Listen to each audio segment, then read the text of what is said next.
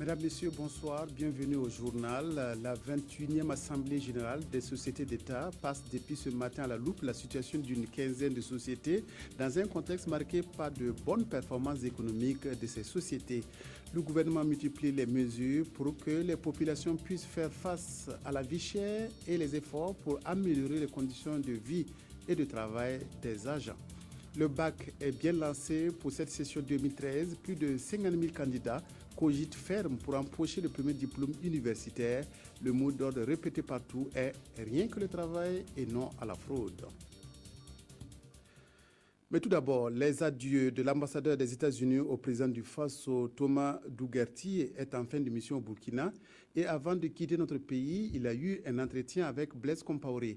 Les deux hommes ont évoqué la coopération entre le Burkina et les États-Unis, mais pas seulement. L'action de médiateur du président du Faso dans la crise malienne a aussi dominé les discussions. Le diplomate américain s'exprime à sa sortie d'audience au micro de Jacques Lamissa Tarpara. Je suis presque au fin de mon affectation ici à Burkina Faso. Alors, c'était une occasion de parler avec Monsieur le Président en ce qui concerne la relation bilatérale, le travail qu'on a fait ensemble, et surtout les événements de derniers mois en ce qui concerne la médiation et la situation dans la région. Tout d'abord, j'étais ici pour dire qu'on soutient les efforts de Burkinabé, de CEDEAO, de OCI et toutes les autres, l'Union africaine, avec la médiation. Et ce n'est pas un secret que c'était le Burkinabé qui a fait le leadership en ce qui concerne la médiation à partir c'était quoi? C'était mars il y a un an. Alors, on était très contents qu'on a signé cet accord il y a une semaine ici à Ouagadougou. On sait qu'il reste beaucoup de travail à faire, mais on a confiance avec la médiation de Monsieur le Président et avec tous les partenaires internationaux. Ça serait possible de continuer le bon travail qu'on a déjà fait. Les sociétés d'État sont soumises depuis ce matin à un grand oral. C'est leur 21e Assemblée générale qui examine cette année les états financiers de 15 d'entre elles. De façon générale, il ressort que les sociétés d'État ont réalisé des performances appréciables l'année dernière. Reportage Drissa Siri. À cette 21e session de l'Assemblée générale des sociétés d'État, 15 sociétés vont présenter leurs états financiers. L'agence de conseil et de maîtrise d'ouvrage déléguée en bâtiment et aménagement urbain présentera un rapport d'explication. La société d'exploitation des phosphates du Burkina et la minoterie du Faso ex-GMB présenteront des rapports circonstanciés. En dépit de l'augmentation du prix du carburant qui a eu un impact sur les prix des autres produits, au Burkina, la croissance économique s'est améliorée en passant de 5,2% en 2011 à 8% en 2012. Ce contexte favorable a permis aux sociétés d'État d'accroître leur contribution au produit intérieur brut. Cette augmentation des activités de ces sociétés s'est traduite par une hausse du chiffre d'affaires qui passe de 691,531 milliards de francs CFA en 2011 à 841,224 milliards de francs CFA en 2012, soit une progression de 21,65%. Ces performances sont le fruit des efforts que vous et vos personnels avez déployés durant la période sous revue. Aussi voudrais-je vous encourager à redoubler d'efforts pour maintenir la tendance à l'amélioration observée afin d'inscrire vos sociétés respectives dans la dynamique d'une croissance soutenue, gage d'un développement durable. Il ne fait pas de doute que la présente session nous permettra de découvrir dans les détails les résultats de chacune de vos sociétés. Elle donnera certes l'occasion d'adresser nos félicitations aux sociétés les plus méritantes, mais surtout elle devra permettre de prendre des recommandations fortes en vue d'aider les sociétés encore à la traîne à trouver des réponses adéquates aux chocs exogènes et endogènes afin de faire de nos sociétés moteurs de développement économique un exemple en matière de gouvernance d'entreprise au niveau national, sous-régional et régional et des acteurs efficients de notre stratégie de croissance accélérée et de développement durable. Les rapports font ressortir un meilleur suivi de la gestion et de l'administration des sociétés d'État au cours de l'exercice écoulé. Les responsables disposent de 48 heures pour justifier dans les détails les résultats obtenus dans la gestion de leur société en 2012. Le Burkina récolte les fruits de ses réformes économiques et politiques. L'Association internationale pour le développement IDA vient de publier son classement du rapport d'évaluation des politiques et institutions des États d'Afrique subsaharienne. Et sur 41 pays, le Burkina occupe la 3e place. Cette évaluation sert à déterminer les allocations de l'IDA en fonction des performances des pays membres. Reportage Moumouni Soubega. Après le Cap-Vert et le Kenya, le Burkina Faso occupe le 3e rang sur 41 pays dans le classement CPIA des pays d'Afrique subsaharienne avec la note 3.8. Le Burkina devance ainsi des pays comme le Ghana, le Nigeria, la Côte d'Ivoire ou encore le Cameroun. Ces performances des pays des hommes intègres s'expliquent par des réformes macroéconomiques et institutionnelles entreprises ces dernières années. Cette notation aura une conséquence sur les allocations des ressources IDA. Parce que c'est un processus compétitif entre les pays. Selon le niveau de classement qu'on a, on alloue les ressources en fonction de cela. Ce n'est pas le seul critère utilisé. Il y a le revenu national par tête d'habitant. Et il y a aussi la question de la qualité du portefeuille des projets et programmes de la banque au sein du pays. Les notes vont de 1 à 6 et pour beaucoup de spécialistes, le Burkina Faso peut encore mieux faire. Il reste encore beaucoup de mesures. Bon, par exemple, en matière d'inflation, en matière, par exemple, de problèmes de corruption. Bon, c'est autant de mesures qui doivent être vraiment revues et corrigées si le Burkina veut sortir de sa situation stationnaire, de la moyenne stationnaire qui est de 3,8 pour, par exemple, aller à 4, 4,5 et d'ici là, pourquoi pas à 5,50. Là, on peut dire qu'en ce moment-là, le Burkina est performant. L'Association internationale du développement IDA de la Banque mondiale a été fondée en 1960. Elle vient en aide aux pays pauvres en leur accordant des prêts sans intérêt et des dons dans le but de stimuler la croissance et réduire la pauvreté. Quelle stratégie pour un réel renforcement des capacités des acteurs au développement? L'ONG Diakonia lance la réflexion à Ouagadougou. Les discussions permettront de capitaliser les acquis et envisager des perspectives pour une meilleure approche en matière de renforcement des capacités des ressources humaines. Maïmouna Traoré. L'ONG Diakonia et ses partenaires à la recherche d'une meilleure stratégie de formation et de renforcement des capacités des acteurs au développement. La réflexion porte sur la problématique du renforcement des capacités et la dynamique du changement social en Afrique.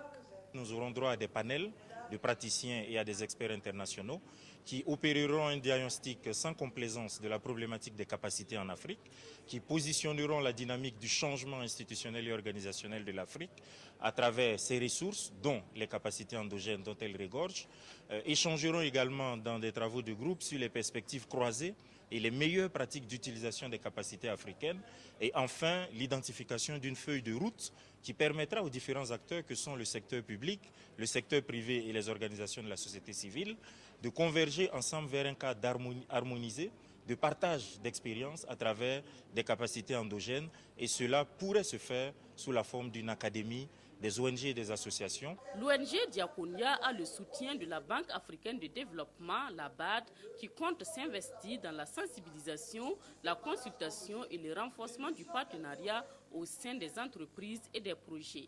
Donc de plus en plus, nous voulons que les organisations de la société civile soient les acteurs de premier plan dans la mise en œuvre des projets, mais aussi pour intervenir dans l'élaboration de nos stratégies et aussi pour vérifier et être des acteurs, des contre-pouvoirs pour véritablement s'assurer que les biens et services que nous mettons à la disposition du pays arrivent véritablement aux populations. Pour l'ambassade de Suède au Burkina Faso, représentée ici par son premier secrétaire, il est temps pour les pays africains de repenser leurs approches en matière de renforcement des capacités pour plus d'efficacité dans le processus collectif de développement. Clôture hier de la 3e rencontre annuelle entre gouvernements et élus locaux. Les maires et les présidents de conseils régionaux ont demandé à cette occasion l'effectivité des transferts de compétences et des ressources. Les autres préoccupations avaient trait au statut social de l'élu local, à la fonction publique des collectivités et à la construction des sièges des communes urbaines. Karim Patrick Namouano. Cette 3e rencontre gouvernement élus locaux s'achève sur un échange direct entre le Premier ministre et les élus locaux. Sans langue de bois, Marin Ilboudo et ses pairs revendiquent un contrôle après leurs dépenses et non avant, leur part des ressources du péage et de la TVA, l'adoption d'un statut de l'élu local et la création d'une fonction publique des collectivités territoriales. Préoccupation légitime pour le gouvernement qui réfléchit déjà sur les 2 dernières. Il ne reste plus que les décrets d'application et la fonction publique territoriale sera en place. Nous sommes également en train de travailler pour adapter les statuts des agents des collectivités avec ceux des agents de la fonction publique nationale, on va dire, pour rendre les collectivités territoriales attractives. Nous avons des IRA pour former les agents des collectivités. Donc je pense que tout un chacun, en travaillant, aspire à une meilleure carrière. Et nous sommes là pour aussi construire la carrière de ces agents des collectivités. Le transfert effectif des compétences et des ressources, voilà bien une préoccupation unanimement posée par les élus communaux et régionaux. Si, pour les communes, le Premier ministre préconise la poursuite de l'encadrement et le renforcement des capacités avant le transfert total, dans les régions, c'est un autre constat. Nous avons constaté avec beaucoup de regrets que depuis la mise en place des collectivités régions, aucune compétence n'a encore été transférée. Malheureusement, il faut reconnaître que jusqu'à présent, ces régions n'ont pas pu avoir toute la marge de manœuvre possible pour travailler. Donc là également se posent des questions de transfert, des questions donc, de statut. Et je pense que nous allons également travailler pour leur permettre donc, de jouer également leur rôle dans le processus de décentralisation. Les 2 partenaires gouvernement et élus locaux se quittent, mais chacun demeure convaincu de la nécessité de poursuivre les concertations et une étroite collaboration, car le développement durable des collectivités y trouve aussi ses fondements. Jeunesse, emploi, technologie de l'information et de la communication, thème du traditionnel point de presse du gouvernement qui a eu lieu ce matin. Baska Emile Diala et Jean Koulidiati ont exposé à l'intention des journalistes les plans d'action de leur ministère. Reportage Nyarkiteda. 2013, année de grandes innovations au département en charge de la jeunesse, de l'emploi et de la formation professionnelle. Le Fora de la jeunesse prendra désormais un nouveau format. Les jeunes le définiront à Gawa en juillet prochain et feront en même temps le point des forats à passer. La politique nationale de la jeunesse est en relecture alors qu'au même moment, de nouvelles stratégies sont développées pour finir avec les aérés dans un bref délai au PNVB, le Programme national de volontariat burkinabé. Le PSE, le Programme spécial de création d'emplois, n'est pas en reste. Il connaîtra lui aussi un recadrage pour l'adapter aux politiques sectorielles. Le recentrage aussi a consisté un peu à améliorer la gestion même du programme. C'est-à-dire quoi? Qu'on va responsabiliser et autonomiser les différents ministères.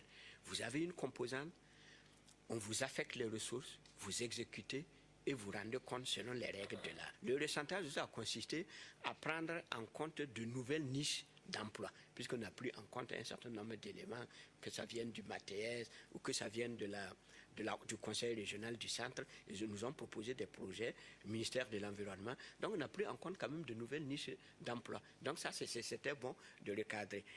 Présent à ce point de presse, le professeur Jean Koulidiati a présenté le plan d'action de son département. C'est un plan qui veut faire des TIC un levier de développement au Burkina Faso et pourvoyeur d'emploi. Le plan met également l'accent sur le renforcement des capacités tant au niveau des TIC qu'au niveau des postes. Le secteur des postes vivement critiqué ces derniers temps dans le dispatching des carnets. Il y a eu un plan de modernisation de la SONAPOS qui devrait aboutir, si toutefois les études le permettent, à l'ouverture même d'une banque postale qui va être une succursale, de la SONAPOS. Et à partir de ce moment, il fallait moderniser, c'est-à-dire dénuméroter les carnets d'épargne. 115 000 carnets d'épargne ont été déposés. Au moment où je vous parle, 50 000 carnets d'épargne ont été traités. 40 000, 41 000 exactement ont été retirés. Il y a environ 9 000 à 10 000 carnets d'épargne qui restent encore à être retirés. Donc il nous reste quand même à combler le gap. Le gouvernement compte d'ici à 2016 renforcer la communication sur toute l'étendue du territoire par les TIC à travers la fibre optique qui va véhiculer l'information en un temps record. Le département, pendant qu'il travaille pour l'émergence des TIC, il mettra aussi en place un système visant à combattre la cybercriminalité. Ce n'est un secret pour personne, la vie chère affecte les populations au Burkina. Le gouvernement a pris depuis longtemps la mesure de la situation et s'attelle ces dernières années à proposer des solutions durables. Cela consiste à maintenir les coûts des produits de première nécessité et à augmenter substantiellement les salaires. Retour sur les efforts du gouvernement en vue de juguler la vie chère au Burkina avec Karim Patrick Namouano. Vie chère, c'est le mal qui ronge les ménages dans leur quotidien et qui anime le Fonds social depuis quelques années. Le phénomène remonte au début des années 2008 avec la hausse du coût des hydrocarbures sur le marché mondial aggravée par la crise financière internationale. Les mauvaises saisons agricoles et la crise politique en Côte d'Ivoire, principal débouché maritime du Burkina Faso, ont eu un impact certain sur l'économie nationale. Face à la vie chère, le gouvernement a opté pour une politique de subvention et d'endiguement des prix. Nous avons pris le riz, qui était suffisamment consommé au Burkina, ensuite l'huile, le sucre, que nous avons stabilisé le prix pendant 3 mois, en subventionnant fortement le riz 25% brisure, l'huile alimentaire et puis le sucre. Après cela, nous avons regardé ensemble pour voir avec encore le cas d'hépatite, est-ce qu'il ne fallait pas ajouter cet nombre de produits. Et des 3 produits, nous sommes allés à 19 produits aujourd'hui qui font l'objet de réglementation, de maîtrise et de contrôle des prix. Une subvention d'environ 60 milliards de francs CFA est allouée à la Sonabi pour maintenir les prix des hydrocarbures à la pompe. Mais la récente hausse des coûts de recharge des bouteilles de gaz devient problématique. Le gouvernement en est conscient et s'engage à poursuivre des efforts. Aujourd'hui, sur la partie hydrocarbures, nous soutenons non seulement directement pour la Sonabi, pour stabiliser les prix, mais nous soutenons aussi la Sonabel pour qu'il n'y ait pas un relèvement de prix de façon très très importante. Et on soutient aussi au niveau du gaz butane pour que ce soit toujours accessible. Je ne dis pas que c'est toujours abordable ou à l'attente de toutes les populations, mais toujours accessible à chacun de nous. Face au renchérissement des prix des produits de première nécessité, les petits salaires ont du mal à faire face au coût de la vie. Les syndicats revendiquent une hausse de salaire. Finalement, gouvernement et organisations syndicales, après négociation, s'entendent pour une augmentation de salaire dans un passé récent. Et ce n'est pas tout. Parmi les mesures phares en particulier, celle qui consiste en l'harmonisation du taux d'annuité à 2% pour le calcul des pensions à la retraite desservies par la Caisse nationale de sécurité sociale. Il y a aussi des mesures concernant le relèvement des frais de transport par voie terrestre pour les agents qui sont affectés dans d'autres localités. Il y a par ailleurs la mesure concernant l'appui à apporter au secteur informel. Le gouvernement burkinabé est attendu sur le front de la poursuite de ses efforts pour qu'à défaut de réduire les prix des produits pétroliers ou des denrées alimentaires, il arrive au moins à réussir leur stabilisation. Les épreuves du baccalauréat session 2013 ont démarré ce matin sur toute l'étendue du territoire. Plus de 54 000 candidats cogitent ferme pour empocher ce premier diplôme universitaire. Le ministre des Enseignements secondaires et supérieurs a fait le tour de certains jurys à Ouagadougou avec un seul mot d'ordre, place au travail propre et efficace, non à la fraude. Aboubakar Sagnon. C'est l'heure de vérité pour ces candidats au baccalauréat session 2013. Après 9 mois de préparation, ils attendent dans l'anxiété de découvrir les premières épreuves.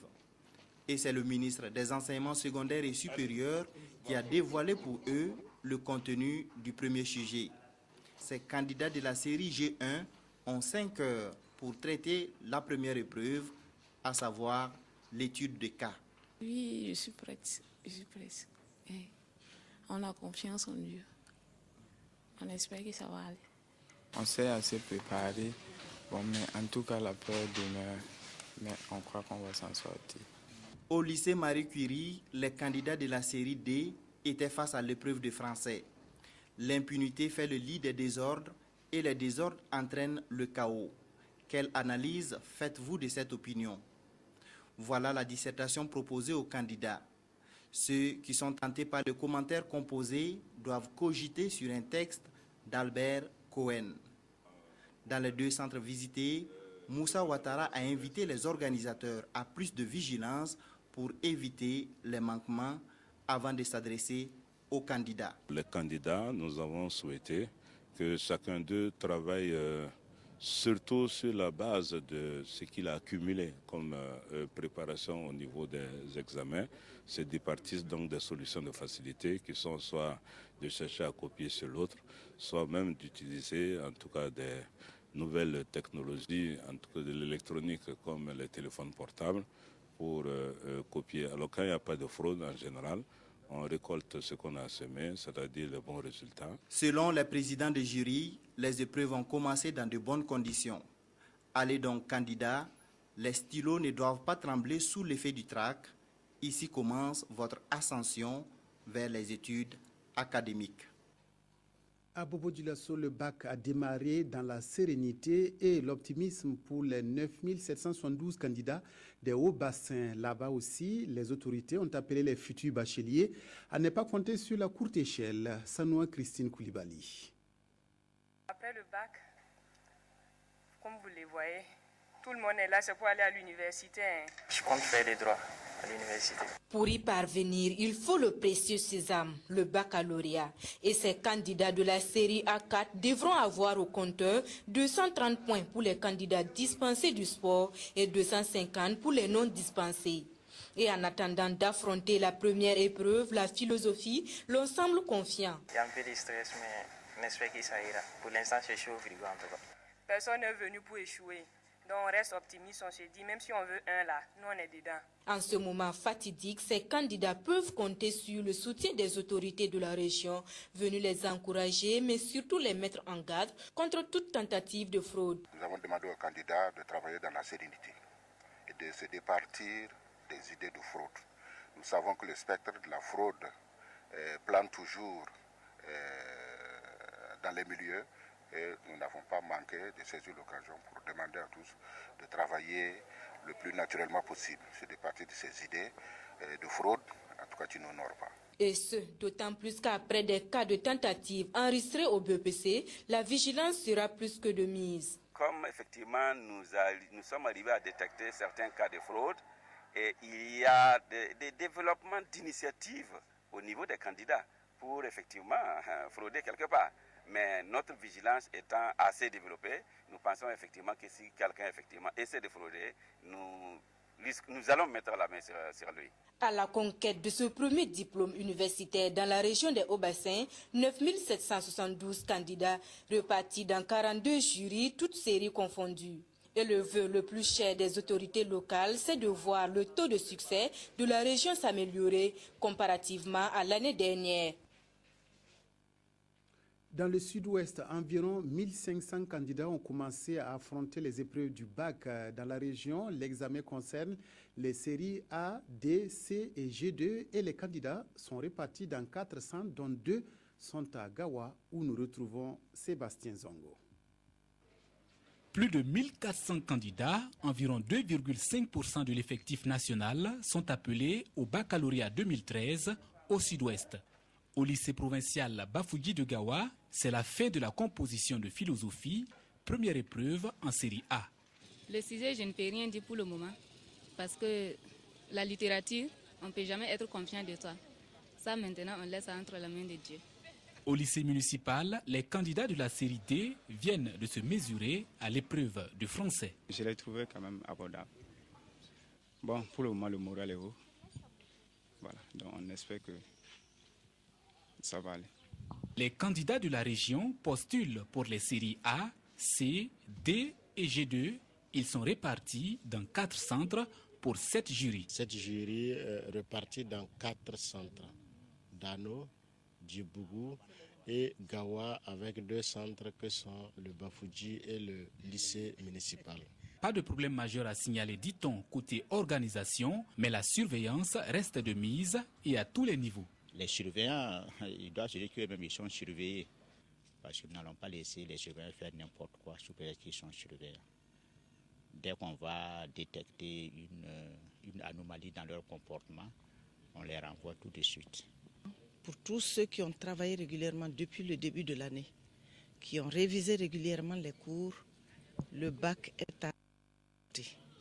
Alors je leur souhaite une excellente chance et je souhaite à la région du Sud-Ouest les meilleurs résultats. Les épreuves écrites et orales de ce premier tour du baccalauréat durent 6 jours pour des résultats attendus le 6 juillet prochain. Le SMS si cher aux utilisateurs des téléphones portables pourrait être bientôt un canal d'information des parents d'élèves sur la scolarité de leurs enfants. Le système d'info École Burkina a été lancé avec l'aval du ministère des Enseignements secondaires et supérieurs. Il sera mis en œuvre dès la rentrée 2013-2014 en phase d'essai et seule la région du centre sera concernée. C'est Sylvestre Da. De partout au Burkina et dans le monde, les parents d'élèves seront désormais informés des résultats et de la vie scolaire de leurs enfants. Cela sera possible grâce au système global de transmission et consultation d'informations et de résultats scolaires par SMS. Une solution qu'offre Info École Burkina en collaboration avec le ministère des Enseignements secondaires et supérieurs. Nous avons 2 choix. Soit nous mettons à la disposition de l'école une équipe de veille pour gérer tout ce qui est fonctionnement et tout ce qui est envoi de SMS, ou nous formons des agents de l'école qui vont eux-mêmes administrer et envoyer les messages aux parents d'élèves. Les messages envoyés par Info École Burkina sont des messages courts de 160 caractères au maximum destinés à véhiculer des informations telles que le calendrier scolaire, les résultats des examens, les notes, les alertes de situation d'urgence, les alertes retard et absence, les rappels de paiement divers. Le système sera mis en œuvre dans la région du centre pour la rentrée scolaire 2013-2014. Une phase expérimentale à laquelle chacun des 450 établissements de la région est libre de participer ou pas. C'est d'abord de tester l'outil. Tester l'outil de sorte à savoir s'il est performant. Performant sur le plan des informations qu'il donne, mais performant sur le plan de la discrétion. Et une fois que l'outil est performant, probant, nous pourrons autoriser les promoteurs à l'étendre sur l'ensemble du territoire national. Les chefs d'établissement et les parents d'élèves qui ont eu l'occasion de tester la solution Info École Burkina la trouvent révolutionnaire. La souscription de l'avis du promoteur ne devrait pas dépasser 500 francs par mois et par élève.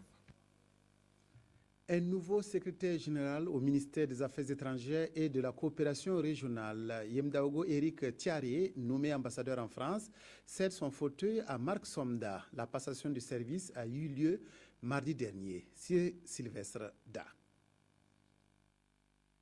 Marc Somda est désormais le nouveau secrétaire général du ministère des Affaires étrangères et de la coopération régionale.